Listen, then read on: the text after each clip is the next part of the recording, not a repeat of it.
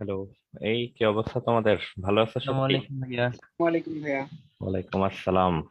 সবাই ভালো আছো না? জি, আলহামদুলিল্লাহ, আপনি কেমন আছেন? ভালো আছেন হ্যাঁ, ভাইয়া? আলহামদুলিল্লাহ ভালো আছি। ঠিক আছে, বাকিরা জয়েন করার জন্য 1 মিনিট টাইম নিচ্ছি। ফেসবুক লাইভটা অ্যাক্টিভ হোক, আর তোমরা একটু লেকচার টেকচার দেখতে থাকো। বাসায় তো নিশ্চয় অনেক পড়াশোনা করতেছো।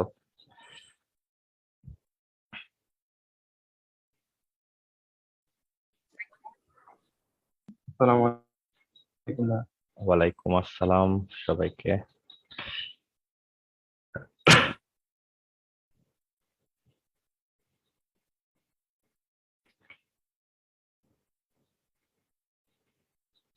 ঠিক আছে, সবাইকে লাস্ট মিনিট টাইম দিচ্ছি একটু আগের লেকচারটা দেখার জন্য, যে আমরা আসলে কোন পর্যন্ত পড়লাম আর এরপর থেকে আমরা কি করব।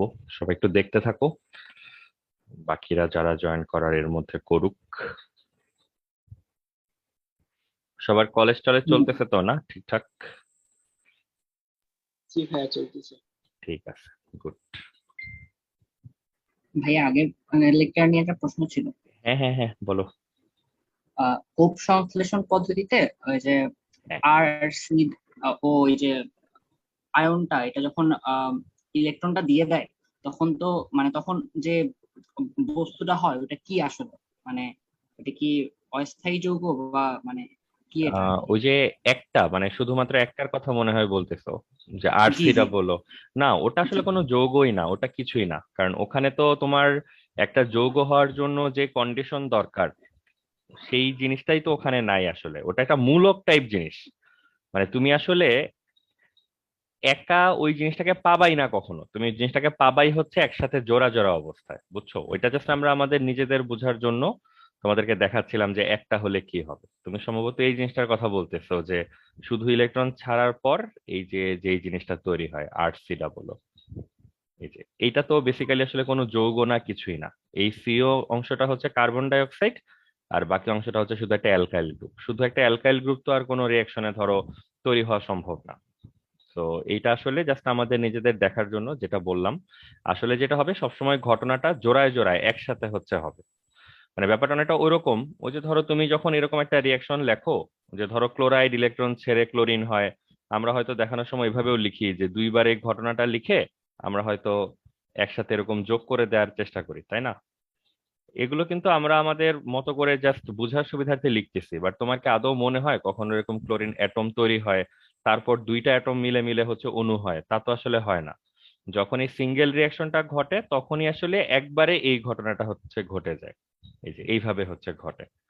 তো তোমার প্রশ্নটা কেমন হয়েছে বুঝছো? মানে তুমি বুঝতে যাচ্ছো যে জিনিসটা ভাই এরকম তো বুঝছি, বাট তার আগে নিশ্চয়ই ক্লোরিনের দুইটা পরমাণু একসাথে একত্রিত হয়েছে, সেই দুইটা পরমাণু কোথায়, বা এটা কি সেই পরমাণু কিনা? অ্যান্সার হচ্ছে আসলে তো ঘটনাটা এইভাবে ঘটেই না। আসলে তো ঘটনাটা ঘটে হচ্ছে এইভাবে, পুরো দুইটা জিনিস একসাথে মিলে আমরা জাস্ট ফাইনাল রেজাল্টটা হচ্ছে পাই। জুবাইর, কি বুঝতে পারতেছো মানে কি বলার চেষ্টা করতেছি? জি ভাইয়া, মানে ভাবছি নতুন কিছু আছে কিনা হ্যাঁ, এখানে। না, এখানে আসলে এটা জাস্ট আমাদের ক্যালকুলেশনের সুবিধার্থে তোমাদেরকে দেখানো আর কি, যে এই জায়গাটায় আসার পর তুমি দুই ভাগ করবা বা দুইবার করলে তোমার অ্যান্সার গুলো মিলে যাবে। বাট প্র্যাকটিক্যালি বা বাস্তবে আসলে এই টাইপ কোনো কিছুর অস্তিত্ব নাই, এরকম কোনো কিছু তৈরি হবে না।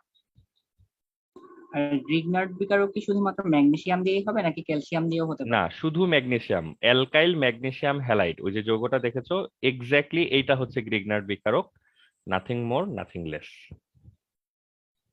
এটা হচ্ছে ওই যে উডস বিক্রিয়ার মতো, যে তুমি উডস বিক্রিয়া বললে যেমন আমরা শুধু সোডিয়াম অ্যাড করাই বুঝবো, আর গ্রিগনার্ড বিকারক বলতে আমরা জাস্ট এই জিনিসটাই বুঝবো, এই যে আর এমজিএক্স। তুমি বলতে পারো এইটা, যে এই দুইটা জায়গায় পরিবর্তন থাকতে পারে, মডিফিকেশন আসতে পারে, অ্যালকাইলের জায়গায় কি আমি মিথাইল নিব নাকি ইথাইল নিব, সেই জায়গায় চেঞ্জ থাকতে পারে। হ্যালোজেনটার জায়গায় কি আমি ফ্লোরিন নিব, ক্লোরিন নিব, ব্রোমিন নিব, সেই জায়গায় চেঞ্জ থাকতে পারে। এই দুইটা জায়গা পরিবর্তনশীল দেখেই বুঝতেছো, যেহেতু জেনারেল ফর্মুলা বা সাধারণ সংকেত ব্যবহার করা হয়েছে। কিন্তু ম্যাগনেসিয়াম নিয়ে কোনো কনফিউশন নাই, ম্যাগনেসিয়াম ফিক্সড থাকতে হবে। ঠিক আছে। আচ্ছা, নাফি বোধহয় হাত উঠে রাখছো, নাফি বলো। ভাইয়া এখন ক্লিয়ার হয়ে গেছে। এই টাইপের কোয়েশ্চেন ছিল একটা। আচ্ছা আচ্ছা, ঠিক আছে। আর কেউ কিছু বলতে চাচ্ছিলা, বলে ফেলো। ভাইয়া, জৈব অ্যাসিডের সোডিয়াম লবণ আর মানে ডিকার্বক্সিলেশন বিক্রিয়ার কথা বলতেছি। জৈব অ্যাসিডের সোডিয়াম লবণ আর হচ্ছে মানে সোডা লাইমের বিক্রিয়া, ওখানে যদি জৈব অ্যাসিডের পটাশিয়াম লবণ আর যদি কস্টিক পটাশ না হয় তাহলে কি বিক্রিয়া হবে? হ্যাঁ হ্যাঁ হবে, মানে সোডিয়াম বা ওখানে কি পটাশিয়াম। অ্যালকেনি পাওয়া যাবে? হ্যাঁ মানে অ্যালকেন পাওয়া যাবে, কোনো সমস্যা নাই। এখানে তখন কি ভাই প্রবলেমটা মানে অন্য জায়গায়, মানে প্রবলেমটা হচ্ছে কি এই যে ডিকার্বক্সিলেশন বিক্রিয়াটা যে করা হয়েছে, মানে এইটা মানে প্রবলেমটা কোথায় আমি বলি যে কেন তুমি যেটা বলছো সেটা করা ঠিক হবে না। এইখানে আমরা সোডা লাইম যেটা বলতেছি, তুমি যখন ইউজ করবা মানে এইখানে পটাশিয়াম এইখানে সোডিয়াম যদি এই অবস্থায় থাকে তাহলে বিক্রিয়াটা আসলে মিসম্যানেজমেন্ট হবে। এখানে যেরকম যেরকম তুমি অ্যান্সার চাও অ্যালকেন এবং সুন্দর কোনো যৌগ এগুলো তৈরি হবে না, তখন কোনো জায়গায় সোডিয়াম থাকবে কোনো জায়গায় পটাশিয়াম থাকবে। এই বিক্রিয়াটা সাকসেসফুলি শেষ হবে না, এবং সাকসেসফুলি শেষ হলেও উৎপাদও মানে প্রোডাক্ট তোমার যে পরিমাণ পাওয়ার কথা ছিল ওই পরিমাণ প্রোডাক্ট তুমি পাবা না। কারণ বুঝতেই পারতেছো, যৌগে যদি তোমার দুইটা ডিফারেন্ট ডিফারেন্ট টাইপের পরমাণু থাকে একই কাজের জন্য, তখন কিছু যৌগ এই পরমাণু দিয়ে হবে কিছু যৌগ ওই পরমাণু দিয়ে হবে, এরকম একটা সমস্যা তৈরি হবে। তো এই জন্য এইটা হচ্ছে রেকমেন্ডেড যে এই দুইটা পরমাণু যেন সেম হয়। এখন এই দুইটা পরমাণু কিভাবে সেম নেওয়া যায়, আমরা বই অনুযায়ী যেটা বলতেছিলাম যে আমরা এইখানে নিব হচ্ছে সোডিয়াম লবণ আর এইখানে নিব হচ্ছে সোডা লাইম। আর তুমি যেটা বলতেছো যে আমরা দুই জায়গাতেই ধরো পটাশিয়াম নিতে পারি কিনা, এটা বোধহয় তোমার প্রশ্ন। এখন প্রবলেম হচ্ছে এটা বুঝতে গেলে তোমাকে আসলে এই সোডা লাইম জিনিসটা আসলে কেন স্পেসিফিক্যালি আমাদের দরকার এই ব্যাপারে তোমার একটু ধারণা রাখতে হবে। আমরা এখানে ইন পার্টিকুলার ধরো তুমি এইটাও তো জিজ্ঞাসা করতে পারো বা যে কেউ জিজ্ঞাসা করতে পারো যে লাইমটার আসলে কাজ কি। আমরা তো আসলে শুধু সোডিয়াম হাইড্রোক্সাইড নিয়ে বিক্রিয়াটা দেখাচ্ছি, তো শুধু সোডিয়াম হাইড্রোক্সাইড যদি নিতাম তাহলে এবার এই বিক্রিয়াতে প্রবলেম কি হইতো? মানে কারো মাথায় কিরকম প্রশ্ন আসছে নাকি? এটা কিন্তু বেশ ভালো প্রশ্ন যে তুমি সোডা লাইম আমরা বলতেছি তাই নিচ্ছি, মানে আমরা বলতেছি বা বইতে আমাদেরকে বলা হচ্ছে তাই আমরা নিচ্ছি, কিন্তু ক্যালসিয়াম অক্সাইডে তো কোনো কাজ আমরা দেখলাম না কোথাও, মূল জিনিসটা তো আসলে সোডিয়াম হাইড্রোক্সাইড ক্যাটালিস্ট দিয়ে হিসেবে কাজ হচ্ছে। করতেছে না? হ্যাঁ মানে ওটাই ক্যাটালিস্ট হিসেবে কাজ করতেছে, বাট কি কাজ করতেছে আসলে, মানে ক্যাটালিস্টের তো নানান রকম কাজ থাকে, হয় কোনো যৌগকে ধরে রাখবে বা কিছু একটা তো করবে, আসলে করতেছেটা কি সে, বা ক্যালসিয়াম অক্সাইডের বদলে অন্য কোনো ক্যাটালিস্ট নিলে হইতো কিনা, ওই জিনিসটাই জিজ্ঞাসা করতেছি। এখানে ঝামেলাটাই হচ্ছে যে সোডিয়াম হাইড্রোক্সাইড বা পটাশিয়াম হাইড্রোক্সাইড এগুলা কিন্তু প্রচন্ড পরিমাণে কাচ ক্ষয়কারী উপাদান। ঠিক আছে, এটা বোধহয় তোমরা এসএসসি লেভেল থেকেও কিছুটা জানো। এই যে তীব্র ক্ষার যারা তারা কিন্তু কাচের সাথে বিক্রিয়া করতে পারে। তো আমরা যে রিয়াকশন গুলো করি ল্যাবে এগুলো তো আসলে সবই কোনো না কোনো রকম কাচের জার, টেস্ট টিউব বলি বিকার টাইপ জিনিসপত্র বলি যাই বলি সবকিছু কিন্তু কাচের। তো বেসিক্যালি এই প্রবলেমটার কারণে আমরা আসলে ডিরেক্টলি সোডিয়াম হাইড্রোক্সাইড বা পটাশিয়াম হাইড্রোক্সাইড নিয়ে হচ্ছে বিক্রিয়া করতে পারি না। আমাদের লাগে হচ্ছে এমন একটা উপাদান যে ওভারঅল মিশ্রণটা যেন মানে মোর কনভেনিয়েন্ট এবং মোর সেফ হয়, এটা যেন কাজকে এতটা অ্যাটাক না করে। তো ওই উদ্দেশ্য থেকে আমরা বেসিক্যালি হচ্ছে এই সোডা লাইম নামক জিনিসটা নিয়েছিলাম, সাথে যখন লাইম মিশ্রিত থাকে ওভারঅল এই পুরো যে মিশ্রণটা, এবং মিশ্রণটার ব্যাপারে আরেকটু তোমাকে বলি, জিনিসটা কিন্তু এরকম না যে র্যান্ডমলি তুমি সোডিয়াম হাইড্রোক্সাইড নিলা তার মধ্যে তুমি ক্যালসিয়াম অক্সাইড যোগ করলা আর হচ্ছে তোমার সোডা লাইমটা হয়ে গেল, যেটা এখানে নিতে বলছে। জিনিসটা এইভাবে বানায় না, প্রথমে তোমাকে সোডিয়াম হাইড্রোক্সাইড আর চুন একসাথে নিতে হবে, প্রচন্ড তাপ দিতে হবে, দিয়ে তারপর এটাকে ঠান্ডা করার ব্যবস্থা করতে হবে, ঠান্ডা করার পর এটা জমে শক্ত হয়ে একেবারে চাকা হয়ে যায়, পাথরের মতো হয়ে যায়, এবং তার জায়গায় জায়গায় আবার ফুটা থাকে ছিদ্র থাকে। তো এইরকম একটা জিনিসের হচ্ছে তোমার প্রভাবক হিসেবে ব্যবহার করা হয়। তো একটা সুবিধা হচ্ছে তোমার আগের মতো কাজ ক্ষয়কারী সে না, কাজকে সে ডিস্ট্রয় করে না, তো বিক্রিয়াটা অনেক সেফলি হয়। আর দ্বিতীয়ত এই সলিড যে টুকরাটা বা যেই জিনিসটা আমরা ব্যবহার করতেছি এটার মধ্যে অনেক অনেক ছিদ্র থাকাতে যেটা হয় ওই যে কার্বন ডাই অক্সাইড গ্যাস, আমরা তো ডিকার্বক্সিলেশন বিক্রিয়ার মিনিংই তোমাদেরকে বলছিলাম যে কার্বন ডাই অক্সাইড গ্যাস হচ্ছে মুক্ত হবে এখানে, এই কার্বন ডাই অক্সাইড গ্যাসটা বের হয়ে যাওয়ার হচ্ছে সুযোগ পায়।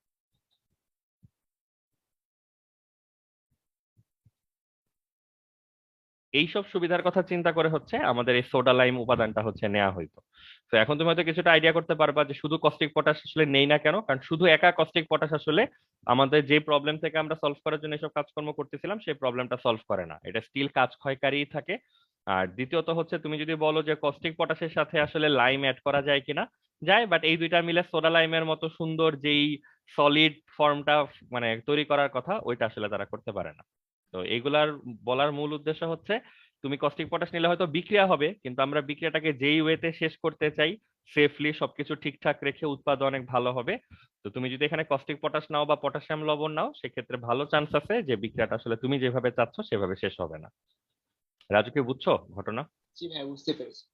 তো এই ভাইয়া যে যেগুলো বললাম এগুলা কিন্তু একটু নোট রাখো, এরকম প্রশ্ন কিন্তু ধুপধাপ চলে আসবে যে সোডা লাইমের কাজ কি 1 মার্ক বা 2 মার্কের জন্য। তখন কিন্তু যে কথাগুলো বললাম সেগুলি বেশি জানতে চাইবে না, মানে তুমি 2-3 লাইন লিখতে পারলেই হবে, বাট লিখে দিয়ে এসো। হ্যাঁ বলো আর কি কি বলতে চাচ্ছিলাম। ভাইয়া লাস্ট ক্লাসে একটা আনসলভড কোশ্চেন ছিল, ওই যে বলছিলেন যে কার্বন ডাই অক্সাইডটা কোথায় গেল, এখানে তো দেখা যায়। হ্যাঁ, আচ্ছা এটা পরে আমরা মনে হয় বলি নাই না, ঠিক আছে সমস্যা নাই, এটা আমরা দেখবো আজকে এবং এখনই। আর কারো কোনো প্রশ্ন আছে আপাতত? আচ্ছা ওই যে আহ আল আরাফাত পিয়া যেটা মনে করাই দিছে, বাকিদের মনে পড়ছে কিনা যে আমরা যখন ডিকার্বক্সিলেশন বিক্রিয়াটা পড়া যখন শুরু করি তখন আমরা বলছিলাম যে ডিকার্বক্সিলেশন মানে মাইনাস কার্বন ডাই অক্সাইড বের হয়ে যায়। এবং আমরা যখন পুরো বিক্রিয়া দেখে ফেলছিলাম তারপর আমরা বলছিলাম যে আমরা তোমাদেরকে এটা দেখাবো যে কিভাবে কার্বন ডাই অক্সাইডটা চলে যাচ্ছে, এটা কিন্তু চোখে পড়ে না, বিক্রিয়াটা যখন সলভ করি তখন কিন্তু সেই ব্যাপারটা ক্লিয়ারলি চোখে পড়ে না, কিন্তু পরে বোধহয় আমরা কথা প্রসঙ্গে অন্য আলোচনায় চলে গেছি, এই ঘটনা দেখা হয় নাই, তো এটা আমরা দেখবো আজকে। আর কার কোনো প্রশ্ন আপাতত? দেখো ভাইয়া এটা কি তাহলে বলা যায় না যে ক্যালসিয়াম অক্সাইড হচ্ছে সোডিয়াম হাইড্রোক্সাইডের কোরোসিভ নেচার কমায় দেয় গ্লাসের, এই জন্য বেসিক্যালি ইউজ করা হয়? না, তুমি ওইভাবে বলতে গেলে তো তোমাকে আগে কনফার্ম ইনফরমেশন রাখতে হবে যে ক্যালসিয়াম অক্সাইড হচ্ছে তোমার সোডিয়াম হাইড্রোক্সাইডের করোসিভ নেচারকে কমায় দেয়। আমরা ওইরকম আলাদাভাবে বলতে পারবো না, আমরা বলতে পারবো দুইটা মিক্সচার যখন একসাথে হয় তখন আসলে এটা লেস করোসিভ হয়। কিভাবে সে কাজ করে সেটা তো বলা ডিফিকাল্ট। ওই যে তোমরা ছোটবেলায় ইলেকট্রোলাইসিসে পড়ছো না, যে ডাউনস মেথডে হচ্ছে সোডিয়াম এক্সট্রাক্ট করে, সোডিয়াম নিষ্কাশন, ওখানে দেখবা যে ওরকম বলা থাকে যে আমরা যদি শুধু সোডিয়াম ক্লোরাইড নেই ওইটা হচ্ছে 801 ডিগ্রিতে গলে, আবার সাথে যদি আমরা ক্যালসিয়াম ক্লোরাইড টাইপ নেই দুইটার মিক্সচার হচ্ছে 600 ডিগ্রিতে গলে। তো মিক্সচার যখন তুমি বলবা তখন তুমি কত পার্সেন্ট এটা নিবা কত পার্সেন্ট ওইটা নিবা, তখন আর অন্য বিভিন্ন মানে পয়েন্ট তখন আসবে আর কি। তো আমরা বাংলা কথাবার্তা এগুলা নিয়ে আসলে বদার না করি, যে কি করলে কি করব, যেভাবে বললাম সেভাবে লিখতে কি তোমার কোনো আপত্তি আছে নাফি? না ভাইয়া। আচ্ছা তাহলে হচ্ছে এগুলা নিয়ে অযথা কথা না বাড়াই, যেটা বলছি তুমি তোমার মতো করে লিখে নিও, এগুলা টিচার তাকায়ও দেখবে না, মূল জিনিস দেখবে হচ্ছে রিয়াকশনে যে জিনিসগুলি থাকার কথা সেগুলো আছে কিনা, বুঝছো? জি ভাইয়া। ঠিক আছে, এখন হচ্ছে আমরা যেটা বলতেছিলাম দুইটা জিনিস, একটা হচ্ছে আমাদের ওই যে ডিকার্বক্সিলেশন বিক্রিয়াটা, দেখো আর কার কোনো প্রশ্ন আছে কিনা?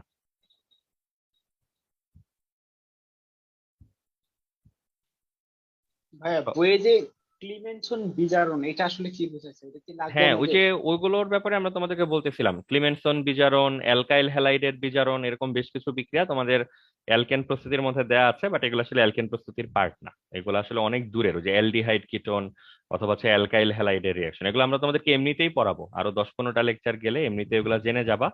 তো এই রিয়াকশন তুমি এমনিতেও জেনে যাবা অমনিতেও জেনে যাবা, কিন্তু মূল কথা হচ্ছে এই রিয়াকশন গুলাকে তুমি অ্যালকেনের প্রস্তুতির মধ্যে লিখতে পারবা না, বুঝছো? এইটা হচ্ছে মাথায় রেখো। ঠিক আছে ভাইয়া। তো তোমার জন্য যেটা উত্তর যে আমরা ওই যে ক্লিমেনসন বিজারণ বা অ্যালকাইল হ্যালাইডের বিজারণ, মানে আরো আসলে 3-4টা বিক্রিয়া আমরা বলতেছিলাম গতদিন, মনে আছে হয়তো তোমাদের, যে ওগুলা দিয়ে আসলে অ্যালকেন পাওয়া যায়, বাট অ্যালকেন পাওয়া গেলেই তো আসলে অ্যালকেন প্রস্তুতির বিক্রিয়া বলা যাবে না আর কি, তো ওই কারণে ওই বিক্রিয়াগুলো আমরা ইন্টেনশনালি সাইড করে দিচ্ছি, এটা আমরা পরে পড়বো যখন প্রসঙ্গ আসবে। আচ্ছা, ডিকার্বক্সিলেশন বিক্রিয়াটাকে সবাই একটু আগে মনে করার চেষ্টা করো, ডিকার্বক্সিলেশন বিক্রিয়াতে কি করার কথা ছিল, মানে অ্যাক্টিভিটিটা কি ছিল, যে আমরা অ্যাসিড নিব তার মধ্যে বেজ অ্যাড করব, সল্ট পাওয়া যাবে, সেই সল্টের মধ্যে আমরা সোডা লাইম যোগ করব, করলে হচ্ছে অ্যালকেন পাওয়া যাবে, তাই তো? এরকম একটা প্রক্রিয়ার কথা আমরা বলতেছিলাম। এখন আমরা প্রক্রিয়া অলরেডি দেখে ফেলছি, বিক্রিয়া কিভাবে সলভ করতে হবে কিভাবে বক্স করতে হবে সবকিছু তোমাদেরকে বলে দেওয়া আছে। তো বাসায় যদি প্র্যাকটিস করে থাকো তাহলে ডিকার্বক্সিলেশন বিক্রিয়া তোমাদের বেশ সহজেই সলভ করতে পারা উচিত। এখন আমরা বিক্রিয়ার সলিউশন নিয়ে কথা বলবো না, মানে বিক্রিয়াটার আইডিয়া নিয়ে হচ্ছে কথা বলবো, যে কার্বন ডাইঅক্সাইড যে বের হয়ে যায় আমরা বলি কিভাবে বের হয়, এটা কি আসলে ভিজিবল কিনা, বা বাক্সের মধ্যে সবসময় সোডিয়াম কার্বনেট পাওয়া যাবে, আমরা এরকম একটা কথা বলছিলাম, মানে দাবি করছিলাম আর কি, যে তুমি এই যে বাম থেকে এক ঘর আগাবা ডান থেকে এক ঘর আগাবা, মাঝখানে যে বক্স করবা সেই বক্সে অলওয়েজ হচ্ছে সোডিয়াম কার্বনেট টাইপ একটা উপাদান থাকবে। তো আমরা ওইটাও হচ্ছে একটু দেখার চেষ্টা করবো আর কি, যে কেন মাঝখানে অলওয়েজ ডিফল্ট সোডিয়াম কার্বনেট কেন কনস্ট্যান্ট হয়ে গেছে। এই জিনিসটাকে অনেকভাবে দেখা যায়, বাট একটা ইন্টারেস্টিং ওয়ে হচ্ছে এইভাবে চিন্তা করা, যে প্রথমে যে কার্বক্সিলিক অ্যাসিডটা আমাদের নিতে হয়, জাস্ট বুঝার সুবিধার্থে এটাকে এরকম নিচ থেকে উপরের দিকে করে লিখলাম, ঠিক আছে, RCOOH। এইখানে আমাদের সাথে নেয়ার কথা কি, সোডা লাইম টাইপ একটা উপাদান। তো ধরো সোডিয়াম হাইড্রোক্সাইড এখানে আছে।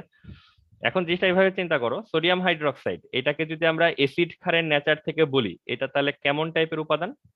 এটা হচ্ছে স্ট্রং বেস, অত্যন্ত তীব্র ক্ষার, সবচেয়ে তীব্র ক্ষারগুলির মধ্যে একটা। এখন এখানে চিন্তা করো আর সি ও ও, এটা আমরা একটু আগে তোমাদেরকে ওই যে কোবের বিক্রিয়া দেখানোর সময়ও বলতেছিলাম যে সি ডাবল ও, এই জিনিসটা আসলে একসাথে কি মিন করে বলো তো? Carbon die oxide. Carbon die oxide তো কার্বনের অক্সাইড, মানে কার্বন তো একটা অধাতু বা নন মেটাল। তাহলে নন মেটালের অক্সাইড বা অধাতুর অক্সাইড কোন ধর্ম বিশিষ্ট হয়, অম্লধর্মী নাকি ক্ষারধর্মী, এসিডিক অর বেসিক? এসিডিক। হ্যাঁ, এসিডিক হয় বা অম্লধর্মী হয়, এটা আমরা তোমাদেরকে আগে বিভিন্ন সময় বলে আসছি, তোমরা অনেক আগে থেকে নিজেরাও জানো। অ অ অ ঠিক আছে, অধাতুর অক্সাইড অম্লধর্মী, নন মেটালের অক্সাইড অলওয়েজ হচ্ছে এসিডিক নেচারের হয়। তাহলে এখানে যে কার্বন ডাইঅক্সাইডটা আছে, আমরা বুঝতেছি নিজেরাই যে এটা এসিডিক নেচারের হবে। বাইরে ওয়েট করতেছে একটা স্ট্রংগেস্ট নেচারের বেস, তাহলে এটা খুবই অবভিয়াস যে এখান থেকে কার্বন ডাইঅক্সাইড আসলে বের হয়ে ক্ষারের আকর্ষণে উড়ে চলে আসার চেষ্টা করবে। তো এইটা হচ্ছে ফার্স্ট থিং, যে কার্বন ডাইঅক্সাইড যে আমরা প্রথমে খেয়াল করতে পারতেছিলাম না যে লাইক এই রিয়াকশনে কার্বন ডাইঅক্সাইড যায়, আমরা বললাম প্রথমে, বাট গেলটা কই, দেখলাম না তো কার্বন ডাইঅক্সাইড যেতে। এখন কিন্তু এইভাবে খেয়াল করলে তোমার কাছে পিকচার ক্লিয়ার থাকবে যে আসলেই যে কার্বন ডাইঅক্সাইড বের হয়ে যাচ্ছে। এখন দেখো, ধরো এই পার্টটাকে আমরা এখন মুছে দিলাম, এই পার্টটা বের হয়ে গেছে এই দাবি করে, তাহলে উপরে যে হাইড্রোজেনটা বলো তো কি করবে, ওটা ওখানেই থাকবে নাকি টুপ করে পড়ে যাওয়া উচিত? পড়ে যাবে গ্র্যাভিটির হ্যাঁ, জন্য। কেন পড়ে যাবে বলো তো? গ্র্যাভিটির জন্য। গ্র্যাভিটি। তো এখানে সে টুপ করে এটা ধরো অ্যালকাইলের উপরে পড়লো, পরে ধরো এইখানে চলে আসলো, ঠিক আছে? তো এই হচ্ছে সেই অ্যালকেনটা। এখন ধরো এটা খুব ভালো রিলেটেবল, যে আগের বিক্রিয়াতে যদি দেখো অ্যালকেনটাই কিন্তু পাওয়া যাচ্ছিল। তো ফাইনাল রেজাল্ট আমরা তোমাকে দেখাচ্ছি আর কি কিভাবে কিভাবে আসে। তো একটা অংশ হচ্ছে মাঝখান থেকে কার্বন ডাইঅক্সাইড বের হয়ে যাওয়ার পর সামনে পেছনে আগে পিছের জিনিসপত্রটা কানেক্ট হয়ে হচ্ছে অ্যালকেন হয়। আর যে কার্বন ডাইঅক্সাইডটা বের করে দিলা সেটাকে কিন্তু তুমি এমনি এমনি জাস্ট ইচ্ছা হলো বের করে দিলাম এইভাবে কিন্তু বলো নাই। তুমি কিন্তু একটা মানে কেমিক্যাল রিজনিং এর চেষ্টা করছো যে বাইরে বেজ আছে, স্ট্রং বেজ, তো এখান থেকে এসিডিক যে পার্টটা, এটা তো খুবই লাইকলি যে বের হয়ে চলে যাবে বেজের আকর্ষণে। তার মানে এটা বের হয়ে অন্য কোথাও যাবে না, এটা বের হয়ে আসলে বেজের কাছে আসবে। তাহলে এখন চিন্তা করো, একটা এসিডিক নেচারের সাবস্টেন্স একটা বেসিক নেচারের সাবস্টেন্স একসাথে হচ্ছে, তাহলে এখানে কি সল্ট ওয়াটার টাইপ জিনিসপত্র তৈরি হওয়া উচিত। তো বলো তো সোডিয়াম হাইড্রোক্সাইড আর কার্বন ডাইঅক্সাইড এই দুইটা মিলে কোন সল্টটা তৈরি হওয়া উচিত? Sodium bi sodium sodium carbonate. তো এইটাই হচ্ছে মূল ঘটনা। এই সোডিয়াম কার্বনেট নামক জিনিসটাই হচ্ছে আমরা বারবার এই কারণে ওই যে সেই বাক্স একটা তৈরি করছিলাম, মনে আছে বোধহয় তোমাদের, ওই বাক্সের ভিতরে পাওয়া যাচ্ছিল। এই তো রিয়াকশন হচ্ছে, দেখবা যে লোকজন অতটা বোঝার চেষ্টা করতেছে না, মানে দুই চারবার লিখে মুখস্থ করে ফেলতেছে। বাট এইখান থেকে তুমি যদি বুঝতে চাও আর কি যে ঘটনা আসলে যে কার্বন ডাইঅক্সাইড বের হয়ে যাচ্ছে এটা ট্রু, কারণ দেখলা যে কার্বন ডাইঅক্সাইড বের হয়ে যাওয়ার পর কিভাবে অ্যান্সারটা হচ্ছে মিলতেছে। আবার বাক্সের মধ্যে হলো একটা ফিক্সড জিনিস পাওয়া যাচ্ছে বারবার, কেন এই রিয়েকশনে সোডিয়াম কার্বনেট পাওয়া যাচ্ছে, এই অ্যান্সারটাও সামহাও একই জায়গা থেকে হচ্ছে মানে রিলিভেন্ট, যে কার্বন ডাইঅক্সাইডটা বের হয়ে আসে দেখেই প্রতিবার সোডিয়াম হাইড্রোক্সাইডটা কনজিউম করার জন্য মানে খাওয়ার জন্য অ্যাড হওয়ার জন্য কার্বন ডাইঅক্সাইডটাকে বারবার পায়। তো কার্বন ডাইঅক্সাইড আর সোডিয়াম হাইড্রোক্সাইড মিলে হচ্ছে এই সোডিয়াম কার্বনেট সল্টটা হচ্ছে ফর্ম করে। বোঝা যাচ্ছে? এইটা হচ্ছে আইডিয়াটা। তো এগুলা কোথাও লেখার দরকার নাই, নিজে থেকে তোমার খাতাতে আসলে কিছু করতে হবে না, এটা জাস্ট আমাদের বোঝানোর জন্য বলে রাখলাম, বুঝে রাখো তাইলেই হবে।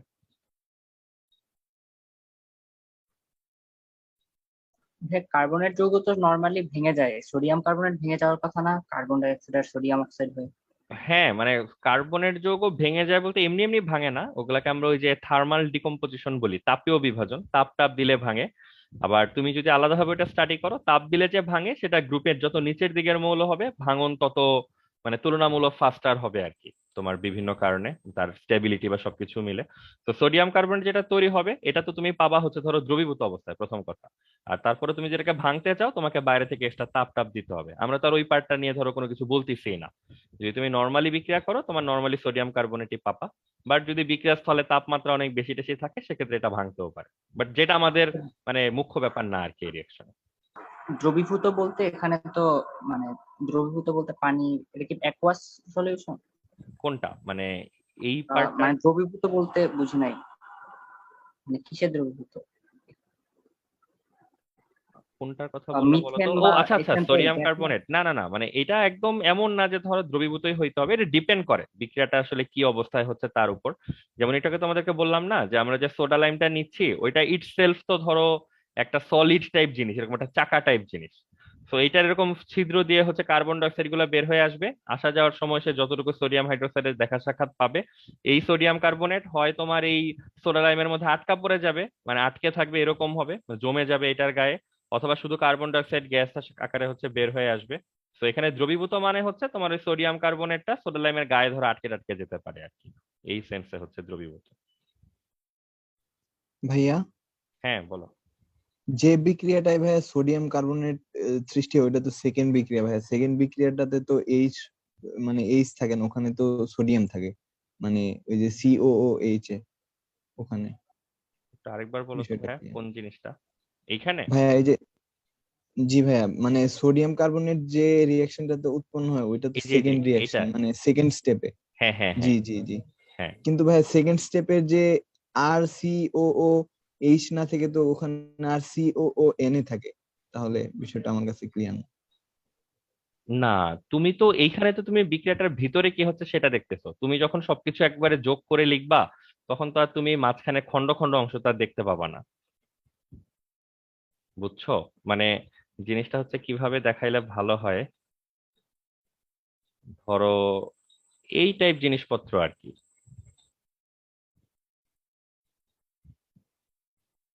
ভাই যে কাটাকুটি যায় ওই টাইপের। হ্যাঁ হ্যাঁ, মানে তুমি তো মাঝখানের ধাপটা তুমি কখনো দেখাওই না, তুমি যখন এক লাইনে বিক্রিয়া লেখো, মানে আমরা এতগুলো ঘটনা তোমাকে দেখাইলাম কেন, কারণ তার আগে পুরো জিনিসটা রেডিমেড এক লাইনের ছিল।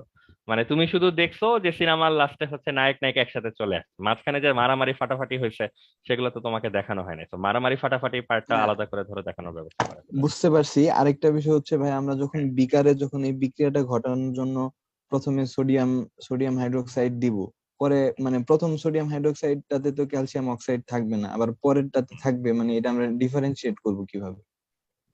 না, তোমার ডিফারেন্সিয়েট করার তো দরকার নাই, তুমি ধরো ওই যে সোডা লাইম তো সোডা লাইমের সাথেই যাবে, আর তোমার আগের বার যখন লবণ দরকার ছিল তুমি তো লবণটা আলাদাভাবে কোনো জায়গা থেকে কিনে টেনে নিয়ে আসতে পারো, মানে তোমার লবণ বানাতেই হবে নিজের এমনও তো না, জি ভাইয়া। বুঝছো?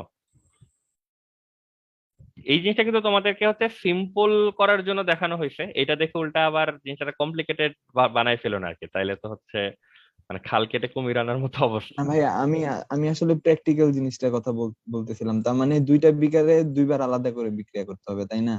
মানে এক বিকারে বিক্রিয়াটা দুইবার হবে এরকম? না মানে 2 বিকার কেন লাগবে, মানে 1 বিকারে হলেই বা সমস্যা কি? চিন্তা করো, ঠান্ডা মাথায় চিন্তা করলেই তো হয়, তোমার হচ্ছে এসিড লাগবে, এসিডের সাথে সোডিয়াম হাইড্রোক্সাইড লাগবে, তার সাথে ধরো ক্যালসিয়াম অক্সাইডের উপস্থিতি লাগবে, মানে এক জারে হলে তো কোনো প্রবলেমের তো কিছু নাই। জি ভাইয়া। চিন্তা করো, চিন্তা করে দেখো, যদি বিশেষ কনফিউশন থাকে বলো, সমস্যা নেই। জুবাইর কি বুঝছো? জুবাইর তো মনে হয় আরো প্রশ্ন করতেছিলা কিনা। জি ভাইয়া বুঝেছি। ঠিক আছে, দেখো আর কারো কোনো প্রশ্ন টশ্ন আছে কিনা। ভাইয়া এখানে ভাই যে RCOOH, এখানে ভাই COOH কে CO2 টাই হবে লেখাটা একটু কেমন জানি লাগছে। না, কেমন জানি লাগার কিছু নাই, ওটাই বললাম, আমরা কিন্তু এইভাবেই লিখি। ওই যে কোপ সংশ্লেষ বিক্রিয়াতে ওই যে ক্লাসের শুরুতেই জুবাইর বা কেউ একজন প্রশ্ন করতেছিল, তো সেটাই দেখালাম যে ইলেকট্রনটা যাওয়ার পর যে RC হয়, সেই C অংশটাকে কিন্তু আমরা কার্বন ডাইঅক্সাইড হিসাবেই বাইরে বের করে দিই, তো C অংশটা বেসিক্যালি কার্বন ডাইঅক্সাইড থেকেই বিলং করে, মানে এটাতে অবাক হওয়ার কিছু নাই। বরং অন্য কিছু, ধরো এখানে NH3 আছে, সেটাকে যদি আমরা কার্বন ডাইঅক্সাইড বলতাম এবং তোমার যদি অস্বস্তি লাগতো সেটারে ধরো আমরা দেখতাম আর কি, এখানে দেখার তো কিছু নাই, একটা কার্বন দুইটা অক্সিজেন দেখা যাচ্ছে, তুমি কার্বন ডাইঅক্সাইড লিখছো, জি ভাইয়া। বুঝছো?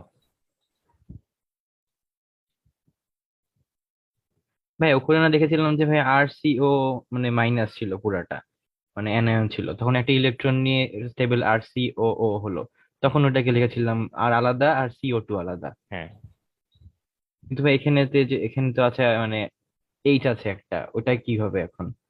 হ্যাঁ, মানে ওটা তো থেকেই গেল, ওটা তো আমরা অক্সিজেনকে কোথাও ছেড়ে দেই দিবে। নাই তো।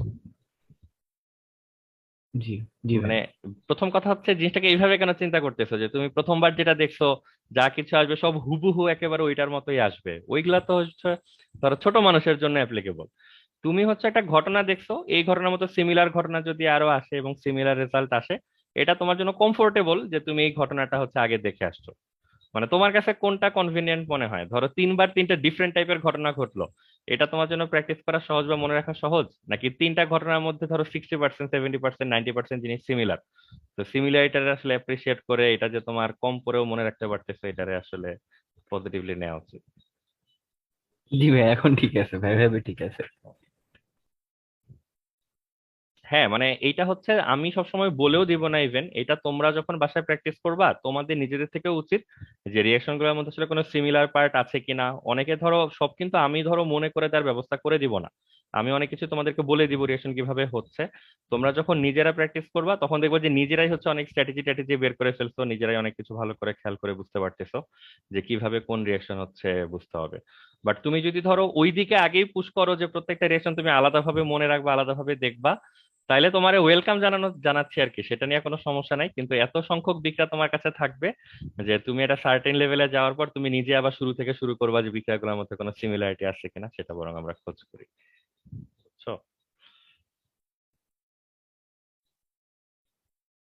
আচ্ছা, ঠিক আছে, আর কারো কোনো প্রশ্ন আপাতত?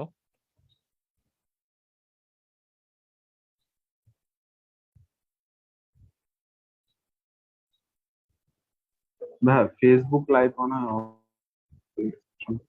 ফেসবুক লাইভ অনই হয় নাই নাকি? না ভাই, অন হয়েছিল, এখন মেবি অফ হয়ে গেছে? লাইভটা দেখা যাচ্ছে।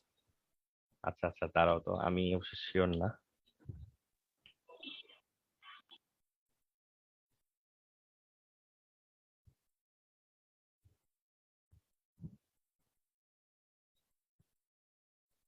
আচ্ছা, আমার তো এখানে ফেসবুক লোডই হচ্ছে না।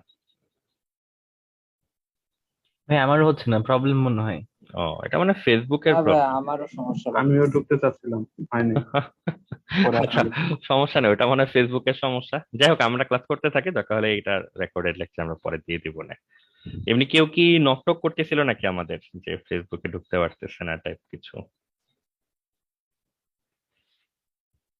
ঠিক আছে, সমস্যা নাই, মানে যদি না ভাই, সবারই। যে আমি এখানে লোগো না দেখে ঢুকতে চাচ্ছি, পরে দেখি ওইখানেও ঢুকা যাচ্ছে না, প্লাস এখানে লোগো শো করছে। আচ্ছা আচ্ছা, ঠিক আছে, সমস্যা নাই। দেখো আপাতত আর কারো কোনো প্রশ্ন টশ্ন আছে কিনা। আচ্ছা, যদি হচ্ছে না থাকে, দেন আমরা গতদিন হচ্ছে, তোমরা এই রিয়েকশন গুলা কি প্র্যাকটিস প্র্যাকটিস করছো কিনা বাসায় কে জানে, যে আমরা কিছু কেমিক্যাল রিয়েকশন তোমাদেরকে দেখাবো বলছিলাম, তার মধ্যে প্রথমটা আমরা তোমাদেরকে দেখাচ্ছিলাম যে প্রতিস্থাপন বা সাবস্টিটিউশন, এটা হচ্ছে কিভাবে হয়। এটা হচ্ছে কিভাবে হয় বলতে হচ্ছে একদম লিটারেলি কিভাবে হয় সেটা তোমাদেরকে দেখানো হচ্ছিল। এগুলো কিন্তু এক্সামে চলে আসবে, ঠিক আছে, যে বিক্রিয়ার ইন্টারনাল কাহিনী কিভাবে কি ঘটতেছে না করতেছে, কিভাবে ফ্রি রেডিক্যাল হচ্ছে, কোন ফ্রি রেডিক্যাল কাকে অ্যাটাক করতেছে, অ্যাটাক করে কোন কম্পাউন্ড হচ্ছে। তো এই পুরো জিনিসটা লাগবে, তোমরা সবাই বাসায় এগুলা কিন্তু প্র্যাকটিস করে রাখো। বাট আমাদের আনসলভড দুইটা কোশ্চেন মনে হয় ছিল, কোশ্চেনটাই তো খুঁজে পাচ্ছি না। হ্যাঁ, এই যে এখানে তিনটা কোশ্চেন আমরা নিয়েছিলাম সলভ করার জন্য। একটা হচ্ছে বিক্রিয়াটা কিভাবে হয় সেটা, এটা অলরেডি ডান। এখন আরো দুইটা প্রশ্ন বাকি আছে। একটা হচ্ছে আমরা এই রিঅ্যাকশনটাতে হ্যালোজেন নেওয়ার কথা, নিলে অ্যালকাইল হ্যালাইড পাওয়ার কথা। তো প্রশ্ন ছিল আমরা কোন হ্যালোজেনটা নিলে এই বিক্রিয়া সবচেয়ে ফাস্ট হবে, বা কোন ক্ষেত্রে বিক্রিয়াটা সবচেয়ে তাড়াতাড়ি হওয়া উচিত, এটা ছিল হচ্ছে প্রশ্ন। এখন তোমাদের যদি কোনো আইডিয়া থাকে তোমরা প্রথমে তোমাদের আইডিয়া বলতে পারো, মানে আমরা খুবই আগ্রহ নিয়ে শুনতে চাই। সেটা হচ্ছে যে এরকম একটা অ্যালকেন ছিল আমাদের কাছে, আমরা এখানে হ্যালোজেন অ্যাড করতেছি, আমরা এখান থেকে হচ্ছে অ্যালকাইল হ্যালাইড পাবো এবং হচ্ছে এইচএক্স পাবো। এই বিক্রিয়াতে সক্রিয়তার ক্রম লাগবে আমাদের, হ্যালোজেনের সক্রিয়তার ক্রম।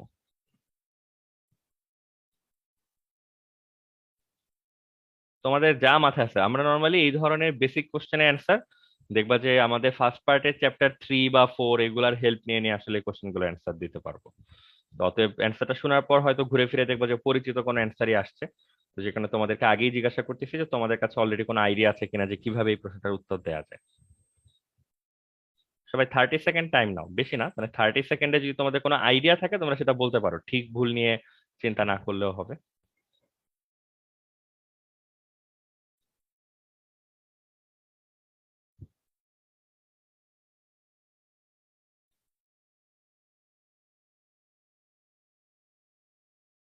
ফেসবুক কি এখন অ্যাক্সেস করা যাচ্ছে? কারো কোনো অ্যান্সার আছে থাকলে বলো, শুনতেছি। ভাইয়া যেসব যেসব মানে যেসব গ্যাসগুলার অ্যাটম গুলা ছোট হবে ওরা বেশি রিয়াক্টিভ হবে, কারণ ওদের ওই মানে ইয়া ইলেকট্রন প্রোটন কম থাকার কারণে ওরা মানে দূরে দূরে থাকবে, তাই আকর্ষণ কম ফিল করবে, এই জন্য খুব তাড়াতাড়ি রিয়াক্ট করার চেষ্টা করবে। আচ্ছা, ঠিক আছে। আর কেউ কিছু বলতে চাও? কমন পরামর্শ, মানে পরামর্শ হিসেবে বলতেছি, এই যে যে আল ভাই আরাফাত পিয়াস আমি প্রথমেই এখন যেমন একেবারে ইলেকট্রন ক্লোরিন প্রোটন থেকে লেভেলে ঢুকে আয়োডিন গেছে। পর্যন্ত। আচ্ছা হ্যাঁ, দাঁড়াও শুনতেছি। আরাফাত পিয়া যেটা ওই যে প্রথমেই সে ইলেকট্রন প্রোটন নিউট্রন লেভেলে ঢুকে গেছে, একটা জিনিস বুঝতে হবে, আমরা যে বড় রিয়েকশন নিয়ে কথা বলতেছি, তোমার এখন আসলে একদম ইলেকট্রন লেভেলে ঢোকার দরকার হবে না, তুমি নর্মালি পরমাণু বা অণুর অবস্থা কি সেটা দিয়ে বেশিরভাগ উত্তর দিতে পারবা। ইলেকট্রন লেভেলে ঢুকতেছো মানে একেবারে তুমি গভীরে ঢুকে গেছো, এত গভীরে বোধহয় লাগবে না যাওয়া। হ্যাঁ, রাহাত মনে হয় বলতেছিল, রাহাত বলো।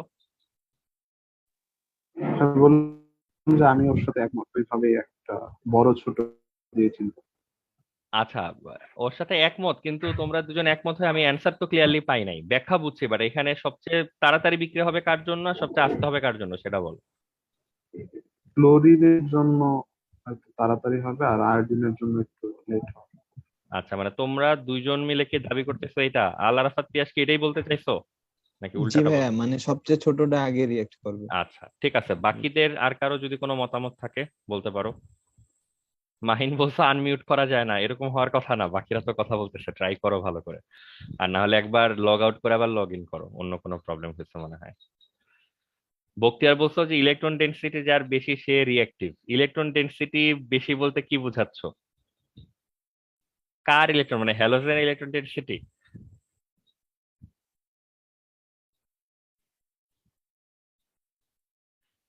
সিদরাতুল মুনতাহা বলছো উপর থেকে নিচে সক্রিয়তা বাড়বে।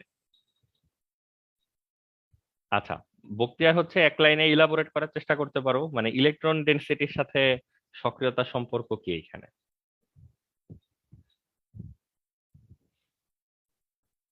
হ্যাঁ, বাকিরাও বলো, যার যা মনে হয় বলো, কোনো সমস্যা নাই। আচ্ছা, আমরা তোমাকে এইখানে একটা কমন আইডিয়া দিয়ে রাখি। প্রথম কথা, এইখানে এই প্রশ্নের উত্তর মানে বই, নর্মালি বই বা ফর্মাল কোনো অথর, ফর্মাল কোনো ট্রান্সক্রিপ্ট, তারা যেভাবে অ্যান্সারটা দিতে চাইবে, তোমাকে প্রথমে বলবে যে তুমি আগে বোঝার চেষ্টা করো একটা রিয়েকশন দেখে বুঝার ওয়েটা কি, কোন ক্ষেত্রে বিক্রিয়াটা তাড়াতাড়ি হবে। তো তুমি এরকম ভাবে বলতে পারো যে দেখো, এই বিক্রিয়াটার, সবাই একটু মনোযোগ দিয়ে শুনো, আমরা কিন্তু এই এখন যে কথাগুলো বলবো এই ধরনের কথাবার্তা বলে বেশিরভাগ প্রবলেম সলভ করার চেষ্টা করব। মানে আমরা যদি এক একবার এক এক উত্তর বলি, এটা আমাদের কাছে খুব ভালো অ্যাপ্রোচ না, যে এক একবার এক এক রকম উত্তর দিয়ে মানে তোমাকে উত্তরটা পেতে হচ্ছে। সবসময় আমরা যেন একই রকম কথাবার্তা, একই রকম তত্ত্ব, থিওরি এগুলো ইউজ করতে পারি, এটা খুব ইম্পর্টেন্ট। তাহলে তোমার উপরে স্ট্রেস কমবে, তুমি জানো যে উত্তরগুলো হয় এই থিওরি নাহলে ওই থিওরি দিয়ে আসবে। 8-10টা থিওরি থাকলে এটা তোমার জন্য কনফিউজিং। তো একটা কমন থিওরি হচ্ছে কোন একটা বিক্রিয়া কখন ফাস্ট হয় কখন স্লো হয়, এটা বোঝার খুব বেশি ওয়ে কিন্তু নাই, অল্প ওয়ে আছে। তার মধ্যে একটা খুব সিগনিফিকেন্ট ওয়ে হচ্ছে প্রোডাক্ট বোঝার চেষ্টা করা। তুমি এখানে ফ্লোরিন নিলে আর এফ একটা যৌগ আসবে, ব্রোমিন নিলে আর বি আর একটা যৌগ আসবে, তো তুমি এখানে হ্যালোজেন চেঞ্জ করলে অ্যাকর্ডিংলি প্রোডাক্টটা হচ্ছে চেঞ্জ হইতে থাকবে। এখন বলো তো, আমি যদি কোনোভাবে প্রুফ করতে পারি যে এইখানে কোনো একটা প্রোডাক্ট খুব ভালো স্থিতিশীল স্টেবল, তাহলে বলো তো এই রিয়াকশনটা ঘটার পসিবিলিটি বা ফাস্টনেস মানে দ্রুততা, সেটাকে বেশি হওয়া উচিত নাকি কম হওয়া উচিত? মানে প্রোডাক্টের যদি স্থিতিশীলতা আমি বেশি করতে পারি, বেশি হয় কোনো একটা প্রোডাক্ট, তাহলে এই রিয়াকশনটাকে তাড়াতাড়ি মুভ করা উচিত নাকি স্লোলি মুভ করা উচিত, কি মনে হয় তোমাদের? তাড়াতাড়ি মুভ করবে। হ্যাঁ, সবাই কি এটা বুঝতে পারতেছো? মানে প্রোডাক্ট যদি স্টেবল হয়,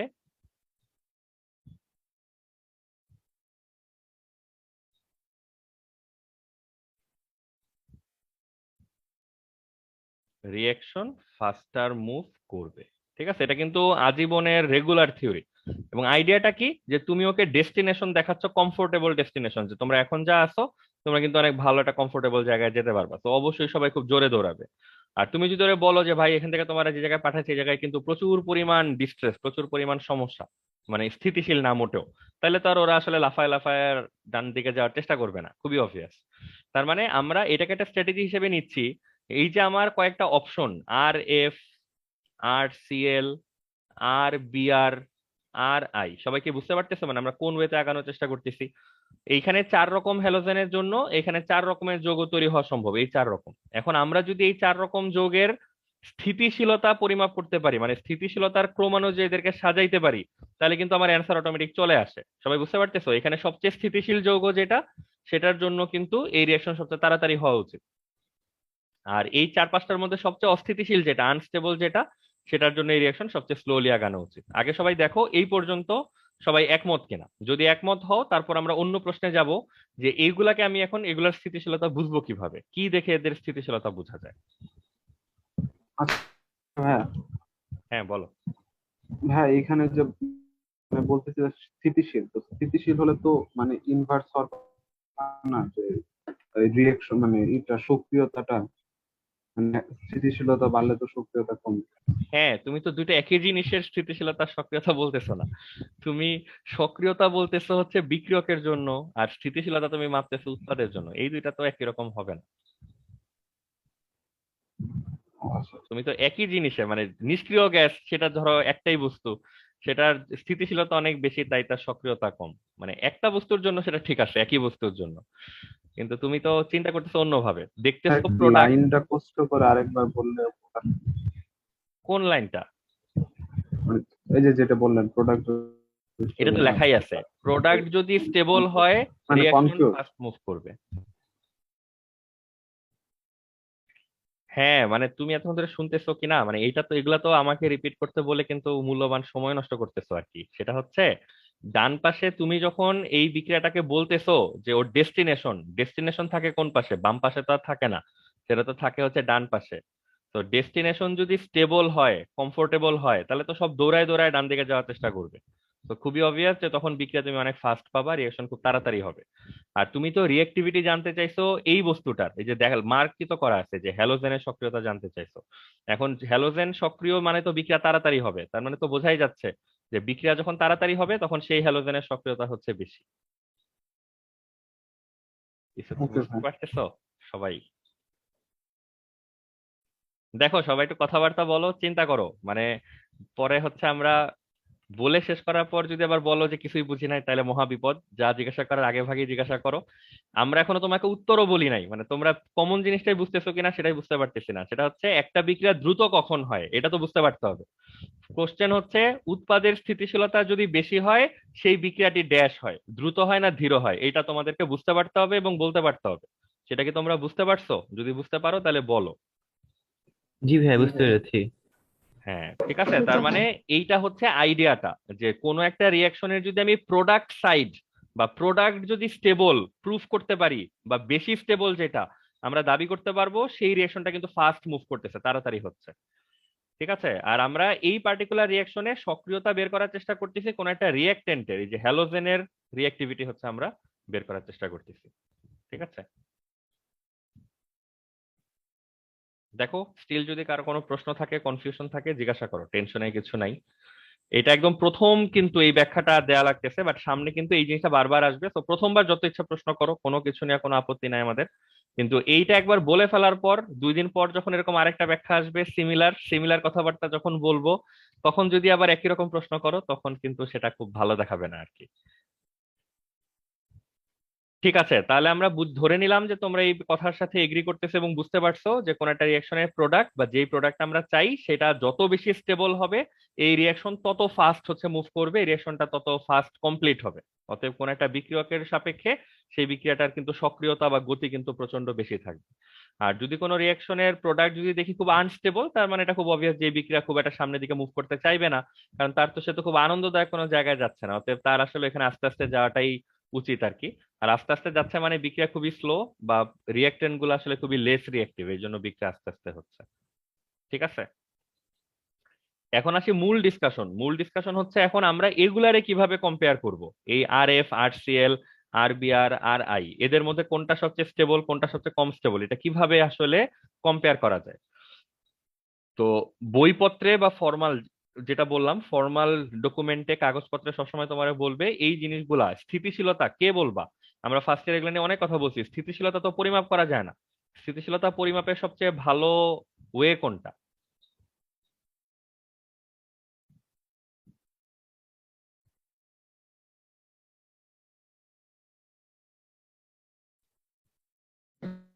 হ্যাঁ, বন্ড এনার্জি।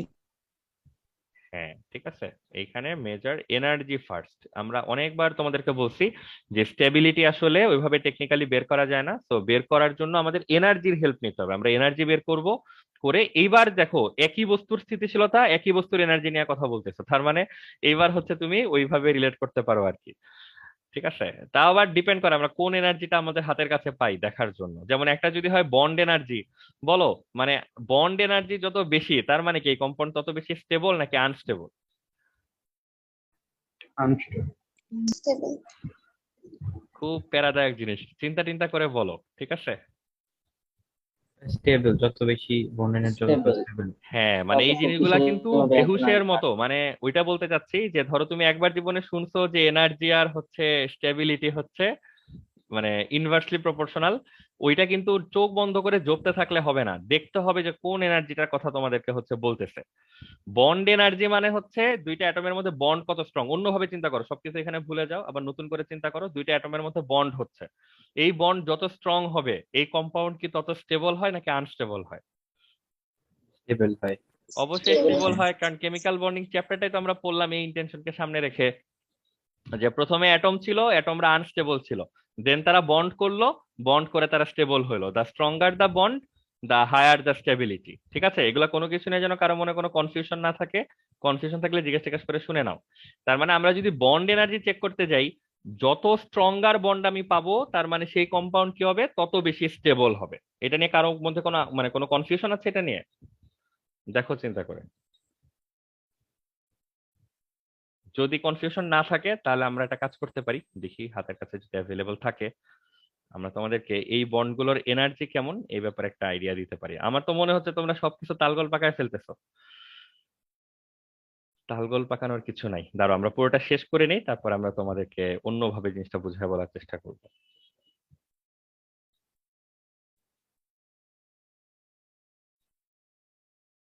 দেখো, আর পাই নাই, মিথাইল পাওয়া গেছে, বাট গুড এনাফ বোঝার জন্য। কার্বন ফ্লোরিন বা methyl fluorine, methyl chlorine, methyl bromine, methyl iodine, এই চারটা বন্ডের এনার্জি যথাক্রমে 100, 80, 70, 50। তো এখন হচ্ছে চিন্তা করে বলো, যেই বন্ড যত স্ট্রং সেটা তো তত দৃঢ় যৌগ, এবং সেটার স্থিতিশীলতা লেভেল কি হওয়া উচিত তত বেশি হওয়া উচিত। দেখো এগুলো নিয়ে কারো কনফিউশন থাকলে জিজ্ঞাসা করো, আমরা বুঝাই বলতেছি। অতএব এখানে সবচেয়ে স্থিতিশীল যৌগ হচ্ছে আর এফ, আর সবচেয়ে উইক যৌগ হচ্ছে আর আই।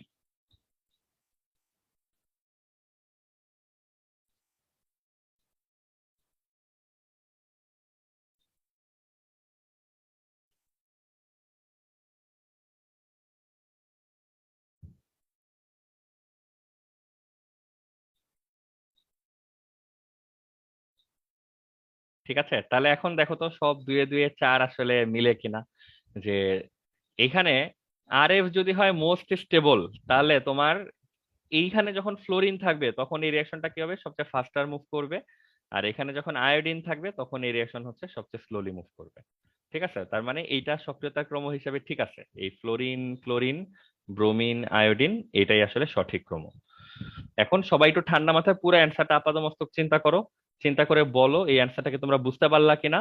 এইরকম একটা কোশ্চেন যদি তোমাদেরকে আমরা করি তোমরা নিজেরা অ্যান্সার দিতে পারবা কিনা, আরো কিছু জানার আছে কিনা, থাকলে বলো। এখানে আরো কিছু জিনিস তোমাদের জানতে চাওয়া উচিত, তো দেখি আগে খেয়াল করে যে তোমরা সেই জানতে চাওয়ার জিনিসটা খুঁজে বের করতে পারো কিনা। ভাইয়া আমার একটা প্রশ্ন ছিল। হ্যাঁ বলো। আহ আলোর উপস্থিতিতে মানে ইউভি লাইটের উপস্থিতিতে ওই যে হ্যালোজেনটা ভেঙে যায়, এখন এটার কি কোনো সক্রিয়তার ক্রম আছে যে কোনটা আগে ভাঙে ইউভি লাইটের উপস্থিতিতে? আচ্ছা গুড, ঠিক আছে, অ্যান্সারটা একটু পরে দিচ্ছি, বাট কোশ্চেনটা নিলাম। বাকিরা কোশ্চেনটা বুঝছো কিনা দেখো। ওর প্রশ্ন হচ্ছে কোন হ্যালোজেনটা আগে ভাঙবে সেটা নিয়ে ধরো কোনো ক্রম আছে কিনা বা সেটা এখানে কোনো ব্যাপার আছে কিনা। ঠিক আছে, আর কারো কোনো প্রশ্ন? জি ভাই, এই টাইপের একটা ছিল যে কোন হ্যালোজেন কে ভাঙতে বেশি এনার্জি লাগবে, ওটার উপরে ডিপেন্ড করে মানে কেমি রিয়াকশনটা স্পিড কিরকম হবে। আচ্ছা ঠিক আছে, আর কারো কোনো অন্য অন্য অন্য কোনো প্রশ্ন তাহলে দেখো।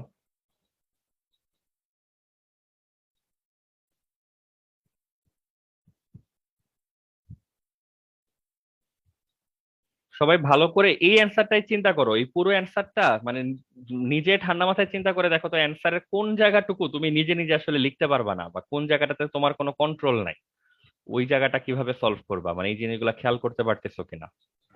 হ্যাঁ, এনার্জি মাপাটা। হ্যাঁ, মানে এই জিনিসটা হচ্ছে তোমার বুঝতে পারতে হবে যে আমাদের এই যে মাঝখানে একটা গুগলের হেল্প লাগলো, এই হেল্প তুমি কিভাবে পাবা? আমরা তো এখানে ক্লাসে ধরো অনলাইনে ক্লাস করতেছি, গুগল থেকে ইনফরমেশন নামাই নিয়ে তোমাদেরকে আমরা দেখাচ্ছি যে এইটার বন্ড এনার্জি বেশি, এটার বন্ড এনার্জি কম। তার মানে একটা খুব বেসিক কোশ্চেন এখানে জিজ্ঞাসা করতে হবে এবং যেটা অ্যান্সার খুঁজতে হবে সেটা হচ্ছে আমরা কিভাবে বুঝবো। চ্যাপ্টার 3 এর হেল্প লাগবে ফার্স্ট পেপার। হ্যাঁ, এখানে প্রথম অ্যান্সার হচ্ছে আসলে আমাদেরও বুঝার কথা এরকম ইনফরমেশন নিয়েই, মানে এরকম ডাটা দেখেই। এবং তোমাদেরকে আগেও বলছিলাম যে বাইরের এরকম আমাদের লেভেলে, মানে তোমাদের লেভেলে যারা বাইরের দেশে বা ইউরোপিয়ান কান্ট্রিতে পড়ে, কেমিস্ট্রি এক্সামের সময় এই ধরনের বন্ড এনার্জি চার্ট টার্ট ওদেরকে কোশ্চেন পেপারের সাথেই দিয়ে দেয়। তো ওরা আসলে এগুলাতে খুবই ইউজ টু, যে একটা বন্ড এনার্জি, এটা যে আমার আসলে মেমোরাইজ করার কথা না, এই হেল্প যে আমার যে কোনো সময় যে কোনো জায়গা থেকে পাওয়ার কথা, এটা ও মানে এনটাইটেল ফিল করে সবসময় যে ওর এটা পাওয়ারই কথা।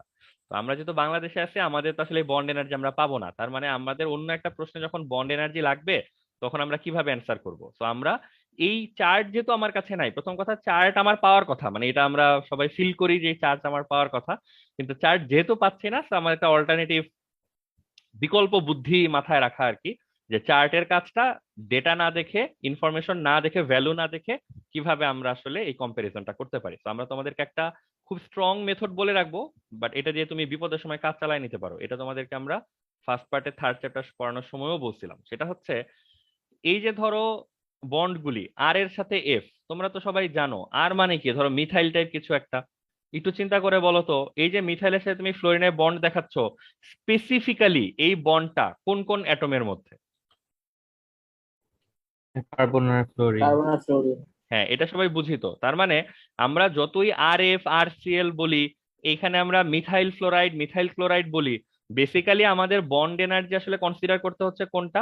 Carbon fluorine, carbon chlorine, carbon bromine, carbon iodine. আসলে এই বন্ডগুলা পরিমাপ করলেই বলে দেওয়া সম্ভব কোন যৌগটা আসলে কতটুকু করে স্টেবল হচ্ছে। এখন এইগুলা সবই তো সিঙ্গেল বন্ড, সবই হচ্ছে সিগমা। তো তোমাদের কোনো কিছু কি মনে টনে আছে এই ধরনের সিগমা বন্ড কিভাবে আসলে কম্পেয়ার করা যায়, যে দুইটা সিগমা বন্ডের মধ্যে কোনটা বন্ড স্ট্রঙ্গার লেন্থ, কোনটা উইকার? Bond length. ওই আবার তো সে একই জায়গায় ঠেলে দিচ্ছ, বন্ড লেন্থ তো আবার তোমাকে এখন গুগল খুঁজে বের করতে হবে। ফাজান্স রুলস আসবে। কেন ভাই? ওই যে ভাইয়া আমরা অ্যাটমের রেডিয়াস দেখে বিচার করবো যে কার বন্ড লেন্থ বেশি হতে পারে। আচ্ছা, ঠিক আছে, ঠিক আছে, ওইভাবে বললে ঠিক আছে, ওইটা চিন্তা করে দেখা যাইতে পারে। আর মাঝখানে হচ্ছে নাফি মনে হয় বললা ফাজানের নীতি, ওইটা তুমি যে আন্দাজে বলতেছো, ফাজানের নীতি হচ্ছে আয়নিক কম্পাউন্ডের কোভ্যালেন্ট নেচারের জন্য, এটা কোভ্যালেন্ট কম্পাউন্ডের জন্য না। ঠিক আছে, তো ওগুলো আসবে না। এইখানে যেটা করতে হবে, তোমরা খাতা খুলে দেখো, তোমাদেরকে এটা আমরা আগে একবার বোঝানোর চেষ্টা করছিলাম যে সিগমা বন্ড, একটু সবাই লিখেই রাখো আরেকবার, সিগমা বন্ডের স্ট্রেংথ, এইটা আমাদের প্রায় এরকম জানা লাগবে। সিগমা বন্ডের স্ট্রেংথ এইটা ডিপেন্ড করবে ওভারল্যাপিং এর উপর। একদম বেসিক থেকে যদি আসি, ওভারল্যাপিং কি জিনিস মনে আছে তো? এই জি ভাই জিনিসগুলো মনে আছে। যত বেশি ওভারল্যাপিং তত স্ট্রঙ্গার বন্ড, তাই না? তো এখন কথা হচ্ছে ওভারল্যাপিং কখন বেশি হচ্ছে কখন কম হচ্ছে এটা কিভাবে বুঝবো? ওভারল্যাপিং বেশি হবে নাকি কম হবে এটা ডিপেন্ড করে হচ্ছে কিসের উপর, একটু লিখে রাখো, অরবিটালের সিমিলারিটিস।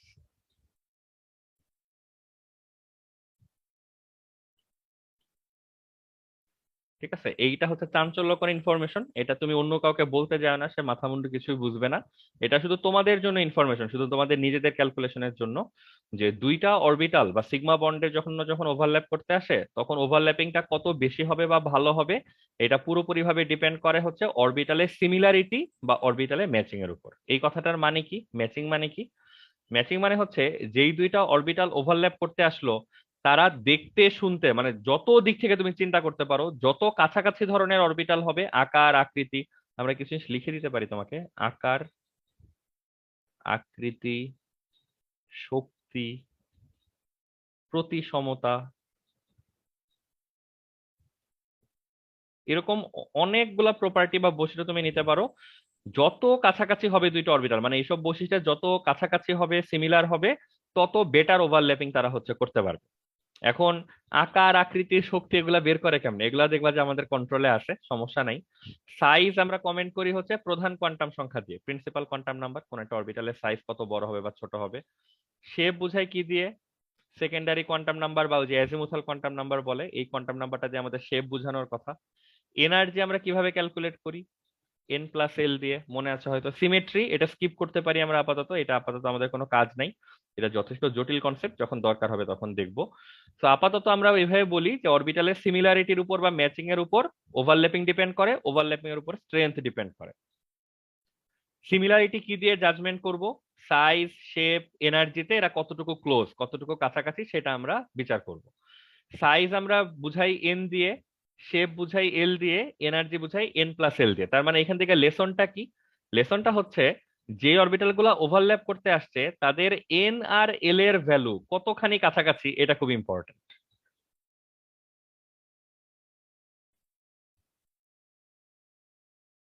সবাই কি মানে ফলো করতে পারতেছো, বুঝতে পারতেছো? তার মানে জিনিসটাকে এবার সিম্পল ওয়েতে বলি, দুইটা বন্ড, দুইটা সিঙ্গেল বন্ড বা দুইটা সিগমা বন্ডের মধ্যে কোনটা স্ট্রঙ্গার কোনটা উইকার, এটা বুঝতে গেলে আমাদেরকে আগে খুঁজতে হবে এই দুইটা বন্ডের মধ্যে কোন ওভারল্যাপিংটা বেশি ভালো, কোন ওভারল্যাপিংটা উইক। ওভারল্যাপিং বেশি ভালো আর ওভারল্যাপিং উইক এটা কিসের উপর নির্ভর করে? ম্যাচিং এর উপর। যত ভালো ম্যাচড অরবিটাল, যত সিমিলার অরবিটাল, ওভারল্যাপিং তত বেশি, সেই বন্ডের স্ট্রেংথ তত বেশি। দুইটা অরবিটালের মধ্যে গ্যাপ বা ডিফারেন্স যত বেশি, এই ওভারল্যাপিং ভালো হবে না। ওভারল্যাপিং ভালো না হলে স্ট্রেংথ হচ্ছে দুর্বল হবে বন্ডের। ঠিক আছে? তাহলে এখন কথা হচ্ছে সবকিছুর গোড়া তাহলে এক জায়গাতে, যে অরবিটাল কতটুকু কাছাকাছি। অরবিটালের কাছাকাছি হওয়ার ব্যাপারটা কিসের উপর নির্ভর করে? দেখাই যাচ্ছে তাদের এন এবং এল এর মান যত কাছাকাছি হয় আমরা দাবি করতে পারি অরবিটাল গুলা তত কাছাকাছি। কেন এন আর এল এর ভ্যালু কাছাকাছি হলে আমরা অরবিটাল গুলোকে কাছাকাছি দাবি করতে পারি? কারণ এন আর এল দিয়ে মোটামুটি অনেকগুলা রাশির ব্যাপারে ধারণা পাওয়া যায়, তাদের আকার কেমন, আকৃতি কেমন, শক্তি কেমন, এই কমেন্ট গুলা এখান থেকে হচ্ছে করা যায়। সবাই কি ক্লিয়ার? ওকে। জি ভাইয়া। এখন দেখো মানে এইটা হচ্ছে বেসিক, এখন আমরা খুব দ্রুত এখান থেকে একটা ক্যালকুলেশন করতে পারবো। ধরো কার্বন সবসময় সে টোয়াইস পি অরবিটাল দিয়েই তো বন্ড করে, তো এই কার্বনের গুলা ফিক্সড টোয়াইস পি। এখানে ফ্লোরিনের আউটার মোস্ট লেভেলের যে অরবিটালটা বন্ড করে সেটা হচ্ছে থ্রাইস পি। ক্লোরিনের sorry twice P, thrice P, এটা হচ্ছে 4p, এটা হচ্ছে 5p। তো একটা ব্রিফ আইডিয়া, যদি খুব কুইক আইডিয়া নাও যে এখানে সবচেয়ে ভালো ওভারল্যাপিংটা তাহলে কোথায় হচ্ছে বলো তো? কার্বন ফ্লোরিনে, কারণ এই দুইটা হচ্ছে একদম এক্সাক্ট সেম টাইপের অরবিটাল দেওয়া হচ্ছে, বন্ডিং হচ্ছে। আর তুমি যত নিচে আসতেছো তত কিন্তু তোমার এই অরবিটাল গুলোর মধ্যে কিন্তু গ্যাপ বাড়তেছে, 2 3, 2 4, 2 5। তো এখানে কার্বন ফ্লোরিন এটা হচ্ছে সবচেয়ে স্ট্রঙ্গার বন্ড এই কয়েকটার মধ্যে, আর কার্বন আয়োডিন হচ্ছে সবচেয়ে উইকার বন্ড। বোঝা যাচ্ছে? এই জিনিসটাই আলটিমেটলি তুমি এই জায়গাতে এসে হচ্ছে দেখতেছো, যে এটাকে তুমি মোস্ট স্টেবল অবস্থায় দেখতেছো, এটাকে তুমি লিস্ট স্টেবল অবস্থায় দেখতেছো। বোঝা যাচ্ছে ঘটনা কিছু? জি ভাইয়া। আমাকে চ্যাট বক্সে কেউ একজন বোধহয় নক করছিলা যে আমরা কেন এই যৌগটা দেখতেছি, মানে আমরা কেন অ্যালকাইল হ্যালাইড যৌগটা দেখতেছি, আমরা কেন হাইড্রোজেন হ্যালাইড দেখতেছি না। আমরা যদি একটু মনে করার চেষ্টা করো, এই ব্যাখ্যাটা ফার্স্ট পার্টে তোমরা কাগজপত্র খুলে দেখো, এই ব্যাখ্যাটা বেসিক্যালি আমরা এই এইচএক্স এর সক্রিয়তা বোঝানোর জন্য জীবনে তোমাদেরকে প্রথমবার বলছিলাম। তো তুমি এইচএক্স দিয়েও যদি অ্যাসেস করো, মূল্যায়ন করো, ডিফারেন্ট কিছু আসবে না, হুবহু সেম জিনিসই আসবে। এখানে বলো তো তোমাদের লজিক এবং চিন্তা ভাবনা কি বলে, এটা এরকম প্রশ্ন পরীক্ষায় দিবে, এবং আমরা তোমাকে আগে ভাগে জিজ্ঞাসা করে রাখি যে হাইড্রোজেনের সাথে যদি আমরা হ্যালোজেনটাকে নেই, hydrogen fluoride, hydrogen chloride, hydrogen bromide, hydrogen iodide, তোমাদের কি মনে হয় এখানে কোন বন্ডটা সবচেয়ে স্ট্রং বা কোন কম্পাউন্ডটা সবচেয়ে স্টেবল, আর কোন বন্ডটা সবচেয়ে উইক বা কোন কম্পাউন্ডটা সবচেয়ে least stable? Hydrogen fluoride, hydrogen আর নিকেল। ফ্লোরিন ওটা হাইড্রোজেন স্টেবল বেশি। ফ্লোরাইড। হ্যাঁ, মনে টনে আছে, এগুলো নিয়ে কিন্তু অনেক কথাবার্তা হয়েছে ফার্স্ট পার্টে। এইটা হচ্ছে সবচেয়ে স্ট্রঙ্গার বা স্ট্রংগেস্ট বন্ড হচ্ছে এইগুলোর মধ্যে ক্যারি করে, স্ট্রংগেস্ট বন্ড, যে কারণে এটা এসিড হিসেবে কি ছিল বলতো? সবচেয়ে দুর্বল ছিল। আর সবচেয়ে ছিল। উইক বন্ড ছিল হচ্ছে এটা, দেখো মনে টনে কিছু পড়ে কিনা তোমাদের, এবং এটা ছিল এখানে স্ট্রংগেস্ট এসিড। ঠিক হ্যাঁ, বলতেছি? এটা বলছিলেন যে এটা নিয়ে বইয়ে ঝামেলা আছে, কোথাও স্ট্রং বলছে কোথাও উইক হ্যাঁ, বলছে। বইয়ের ঝামেলা আছে, তার থেকে বড় কথা হচ্ছে এইটা কিন্তু আমরা এই সিমিলার ব্যাখ্যা দিয়ে এই জিনিসটাকে এক্সপ্লেন করছিলাম। দেখো তুমি চট করে দেখে ফেলো, এখানে তো হাইড্রোজেনের অরবিটাল তো ফিক্সড 1s অরবিটাল, তো এইখানে একবার আসছে টোয়াইস পি, একবার আসছে থ্রাইস পি, একবার আসছে 4p, একবার আসছে 5p। তাহলে দেখো তো ওভারল্যাপ করা অরবিটাল গুলি সবচেয়ে ক্লোজ কোন দুইটা অরবিটাল আর সবচেয়ে ডিস্টেন্ট কোন দুইটা অরবিটাল? দেখো 1s আর 2p হচ্ছে সবচেয়ে ক্লোজ, সবাই কি বুঝতে পারতেছো কথাবার্তা? আর 1s আর 5p হচ্ছে সবচেয়ে ডিস্টেন্ট, তো মিলে যাচ্ছে কিন্তু সব দিক থেকে। বুঝতে পারছো? সবাই দেখো, ঠান্ডা মাথায় চিন্তা করে দেখো। আমরা তোমাদেরকে অনেক ডিটেইলে জিনিসপত্র বললাম। এখন এই যে এত ডিটেইলে বলা, এটাকেই তুমি হয়তো কাটছাট করে বলে ফেলতে পারো, বা ধপ করে যেটা বলে ফেলো তোমরা, যে পরমাণুর আকার বড় হলে হচ্ছে বন্ধন ছোট হয়ে যায়, সরি বন্ধন উইক হয়ে যায়। তো পরমাণুর আকার বড় হলে কেন বন্ড উইক হয়, সেই প্রশ্ন যদি কেউ করে, সেই উত্তরটাও তোমরা এখন হচ্ছে দিতে পারতেছো আর কি। শুধু একটা প্রশ্নের উত্তর তোমরা এখানে পাচ্ছ না, যে এই কথাটার যে অরবিটালের সিমিলারিটি ভালো হলে কেন মানে ওভারল্যাপিং ভালো হয়, এইটা হচ্ছে বুঝতে গেলে তোমার এইচএসসি লেভেলে হবে না। এটা তো আমরা তোমাকে টপিকের নামটা বলে রাখি, এটা হচ্ছে ওভারল্যাপ ইন্টিগ্রাল নামে একটা জিনিস আছে। ওই যে তোমরা তো কিছু ক্যালকুলাস বোধহয় করছো, ইন্টিগ্রেশন করে করে এরিয়া বের করা যায় না, কভার্ড এরিয়া, কতটুকু ক্ষেত্রফল সে দখল করতেছে। তো এইখানে যেহেতু ওভারল্যাপ করলে একটা কমন রিজিয়ন বা এরিয়া তৈরি হয়, এটাকে আসলে ইন্টিগ্রেশন করে করে হচ্ছে বের করা যায়। ওই যে ইন্টিগ্রেশন সাই স্কোয়ার ডিভি এরকম একটা ইন্টিগ্রেশন করা যায়।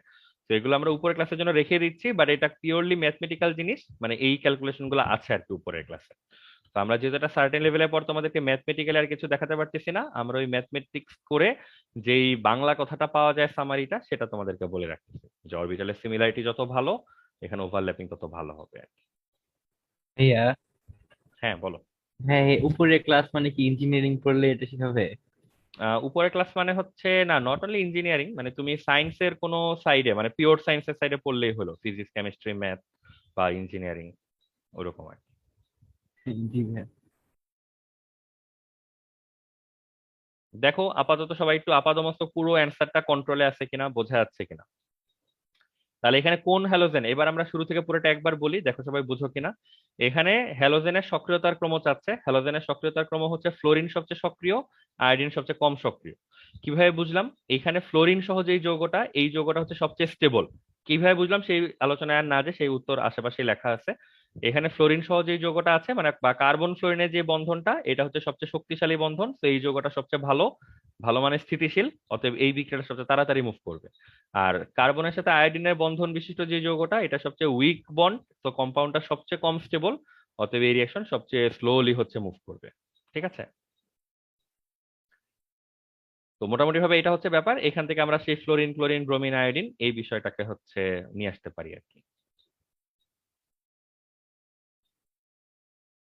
বক্তিয়ার বলছো হচ্ছে ফেসবুক লাইভ মেবি কাজ করতেছে না। বক্তিয়ার, এটা তো অনেক পুরানো কথা, তুমি কই ছিলে এতক্ষণ?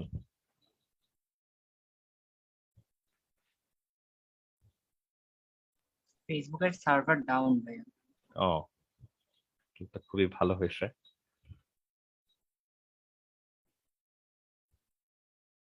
বেশি ভালো ভাইয়া, একদম ইনস্টাগ্রাম হোয়াটসঅ্যাপ সব off। আচ্ছা আচ্ছা, তাহলে তো আমরা অত্যন্ত শুভ দিনে ক্লাস করতেছি, তোমাদের সব ডাউন ডাউন হয়ে গেছে। ঠিক আছে, তাহলে সবাই দেখো এই কাহিনী বুঝছো কিনা। এইটা হচ্ছে টোটাল কাহিনী, তো জায়গায় জায়গায় এই জিনিসগুলো আমরা বারবার ইউজ করব, ঠিক আছে? আর আরেকটা কোশ্চেন বাকি ছিল, দেখো তাহলে এই প্রশ্নের উত্তর ডান আমাদের। আচ্ছা, আমরা তো টাইম নিয়ে আর কথাবার্তা বলতে পারলাম না। তোমাদের তো সম্বুধে আমরা যেটা বুঝলাম যে মোস্ট অফ দা পিপল 9টা থেকে 9:30টার মধ্যে ওকে আছো, বাট ওই যে তিরান আব্দুল্লাহ এবং এক দুইজন তোমাদের হচ্ছে আবার মানে আগে একটা ক্লাস না থাকে ভাই, বলে। আমারও সমস্যা আছে। আমারও আগে একটা ক্লাস থাকে, পরে একটা ক্লাস। আচ্ছা সোম আর বুধবার ভাই অনেক প্যারা হয়ে আচ্ছা, যায়। মানে সেক্ষেত্রে রবি মঙ্গলে কি তোমাদের কোনো সুযোগ আছে? রবি মঙ্গল ধরো 9:30 যদি হয়। হ্যাঁ, রবিবার হচ্ছে যে 8:30 বাজে সাজ্জাদ ভাইয়ের ক্লাস থাকে, এটা বাদে আমার রবি মঙ্গল কোনো সমস্যা নেই। আচ্ছা, যদি আমাদেরই কারো ক্লাস থাকে ওটা বোধহয় সমস্যা হবে না, ওইটা আমি সাথে সাথে কথা বলে নিলাম একটু আগে পরে, বা ওইটা সমস্যা হবে না বোধহয়। ভাই মঙ্গল বৃহস্পতি করা যায়। হ্যাঁ, মানে আমার দিক থেকে প্রবলেম নাই, আমার দিক থেকে হচ্ছে মানে অন ডেতে যে কোনো 2 দিন একটু ইভেন নাইট হলেও সমস্যা নাই, বাট তোমাদের যে অনেকে যেটা আবার রাতে হয়তো ওই টাইমটা একটু কাজকর্ম থাকে। বৃহস্পতিবারের সমস্যা আছে। মানে আমি হচ্ছে বরং ঝামেলা এড়ানোর জন্য আমাকে যদি বলো 11টার সময়, মানে দ্যাট ক্যান বি ম্যানেজড আর কি, বাট এটা জাস্ট বলার জন্য বললাম। আমরা হচ্ছে রবি মঙ্গল, মঙ্গল বৃহস্পতি, এরকম যে কোনো দিন হচ্ছে 9টা 9:30 যদি হয় আমরা করে ফেলতে পারি। Google best time. ঠিক আছে মঙ্গল তো বৃহস্পতি কোনো টাইমে সমস্যা হবে না। আচ্ছা ঠিক আছে, আমরা আপাতত সার্ভের আর উপরে একটু। বৃহস্পতিবার ওই যে সাজ্জাদ ভাইয়ের ক্লাস আচ্ছা, ওইটা কি তোমাদের 8:30 থেকে থাকে না এখন? 8:30 থেকে 10টা আচ্ছা ঠিক আছে, মানে সাজ্জাদের ক্লাস থাকলে সমস্যা নাই, আমি ওর সাথে কথা বলে দেখবো মানে ওর আসলে সুযোগ আছে কিনা, বা আমরা যেহেতু আমরাই, মানে ওইটা হয়তো আমরা আগে পরে করে ওইটা ফিট করায় নিতে পারবো, সমস্যা হবে না। তো আমরা আপাতত এখন না একটা হয় দুটা একটা ক্লাস একটু পরে নিন, হুম হুম ওইটা ভাব আপনারা হ্যাঁ হ্যাঁ হ্যাঁ, ওটা নিয়ে সমস্যা নেই, আগে কথা বলে দেখি ওর কি সিচুয়েশন বা কি। আর দেখি আমরা আপাতত তাহলে সার্ভের উপরে হচ্ছে ভরসা করি যে কি অবস্থা। আর এটা সেটেল হওয়ার আগ পর্যন্ত দোদুল্যমান থাকবে হয়তো 1 2 উইক, তারপর হয়তো ঠিক হয়ে যাবে, সমস্যা নেই। এখন এখানে আরেকটা যে প্রশ্ন বাকি আছে, মানে আসলে এই প্রশ্ন আমরা দেখি ট্রাই করি যতটুকু সলভ করা যায়, বাট এটা আসলে একটা ফ্রেজ যে আমাদের লাগবে আর কি, মানে শুরু থেকে হলে ভালো হইতো। সেটা হচ্ছে আগে সবাই কোশ্চেনটা দেখো, কোশ্চেনটা বুঝছো কিনা। কোশ্চেনটা একবার প্রথম কোশ্চেন আমরা সলভ করলাম, এইটা রিঅ্যাক্টিভিটি। এবার আমরা এটাকে ফিক্সড করে দিলাম, ধরো এটা ক্লোরিন হবে। ও আচ্ছা, একটা ভালো কথা বলতে ভুলে গেছি, এটা ক্লোরিন হবে বলার পর মনে পড়লো। সেটা হচ্ছে যদিও আমরা সক্রিয়তার ক্রম বলতেছি এখানে ফ্লোরিন ক্লোরিন ব্রোমিন আয়োডিন এরকম,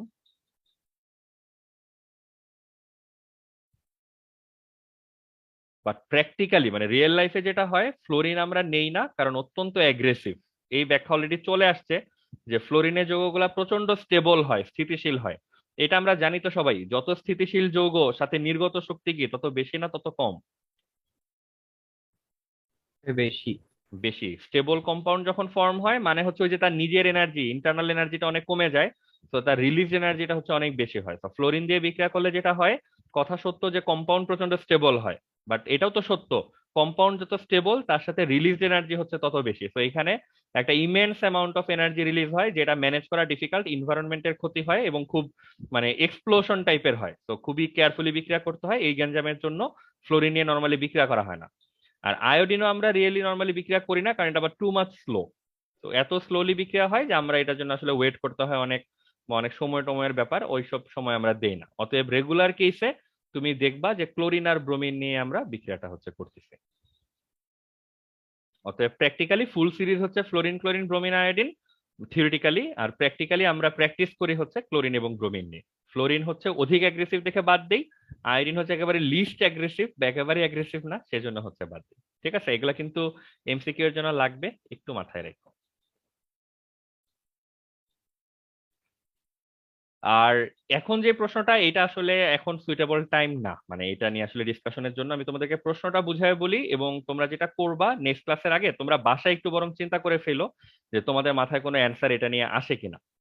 কোশ্চেনটা ছিল যে আমরা যদি প্রোপেন টাইপের একটা যৌগ নেই, যেমন এখানে প্রোপেন যৌগটার মানে হচ্ছে এখানে কিছু কার্বন 1 ডিগ্রি কিছু কার্বন 2 ডিগ্রি এইভাবে আছে, এটার মধ্যে আমরা ক্লোরিন যোগ করলাম। তো ক্লোরিন যোগ করলে এখান থেকে আসলে কি কি টাইপের যৌগ পাওয়া উচিত?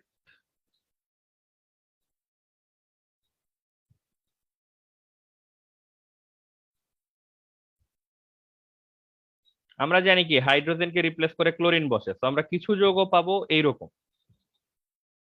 এই যে এইখানকার হাইড্রোজেনকে রিপ্লেস করে, একটা হাইড্রোজেনকে রিপ্লেস করে ক্লোরিন বসে গেছে, এরকম কিছু যৌগ পাবো। আবার তুমি প্রশ্ন করতেই পারো যে এই হাইড্রোজেন গুলাকে যে রিপ্লেস করবে তার কি কথা আছে, সে এই হাইড্রোজেনকে রিপ্লেস করতে তার প্রবলেম কি? তো আসলে প্রবলেম নাই, তুমি দেখবা যে ওই হাইড্রোজেনকেও সে রিপ্লেস করতেছে, এই যে এরকম যৌগ তৈরি হচ্ছে। সোজা বাংলায় একটা হাইড্রোজেন ক্লোরিন দিয়ে রিপ্লেস হবে, তো সেটা কোন হাইড্রোজেন এটা কি আমরা জানি কিনা? অ্যান্সার হচ্ছে না।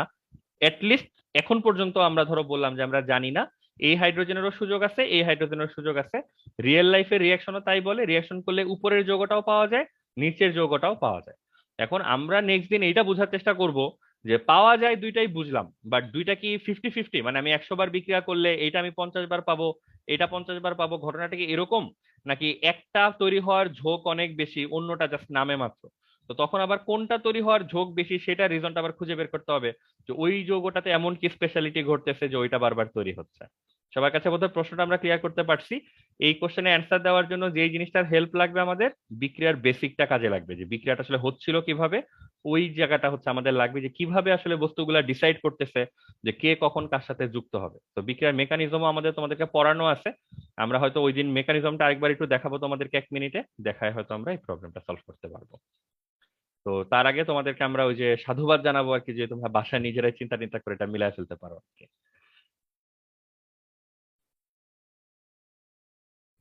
আচ্ছা, অলরেডি হচ্ছে বক্তিয়ার একটা অ্যান্সার পাঠাইছো, বক্তিয়ার তোমার অ্যান্সার দেখলাম বাট কোনো কমেন্ট করবো না, তুমি একটু দরকার হলে যদি ভুলে না যাও আর কি, ওই জন্য নিজের অ্যান্সারটা নিজে আবার খাতায় একটু এক সাইডে লিখে রাখো।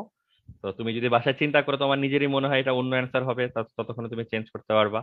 আর যদি মনে হয় সেম অ্যান্সার নিয়ে আমরা ইনশাল্লাহ আবার কথা বলবো। ঠিক আছে, ঠিক আছে, তাহলে আজকে থাকুক এই পর্যন্ত। সবাই একটু ঠান্ডা মাথায় চিন্তা করো। আর আজকে আমরা যে জিনিসগুলো দেখলাম এগুলো হচ্ছে প্রথমবার বলে দেওয়া হলো, পরের বার থেকে কিন্তু এগুলো প্র্যাকটিসে চলে আসবে। তো সবাই এগুলো নিজের মধ্যে যেন কোনো কনফিউশন না থাকে, নানান ভাবে চিন্তা টিন্তা করে দেখো, কোনো ধরনের কনফ্লিক্ট যেন না হয়, কোনো কনফিউশন যেন না হয়। যদি হয় তাতেও প্রবলেম নাই, নোট ডাউন করে রাখো, ক্লাসের শুরুতে যখন আমরা প্রশ্ন চাইবো প্রশ্ন করে ক্লিয়ার হয়ে নিও।